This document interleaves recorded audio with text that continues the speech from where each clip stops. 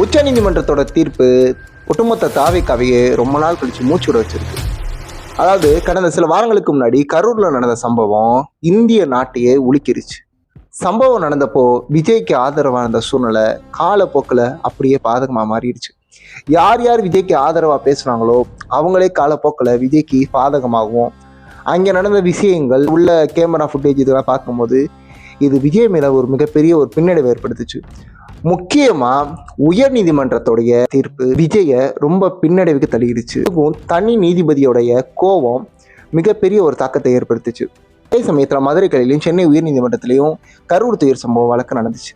தனி நீதிபதி செந்தில்குமார் அவர்கள் இது ஒரு கட்சியா, விஜய தனிப்பட்ட முறையில், அதாவது விஜய்க்கு அவருக்கும் என்ன பகன்றது இல்லாம இது ஒரு கட்சியா, விஜய்க்கு தலைமை பண்பே இல்லை, அவர் வாகனத்தை பறிமுதல் ஏன் பண்ணல, அவரை ஏன் இன்னும் அரெஸ்ட் பண்ணலன்னு கடுமையான ஒரு சாடலான நீதிபதியோடைய வார்த்தைகள் இருந்துச்சு.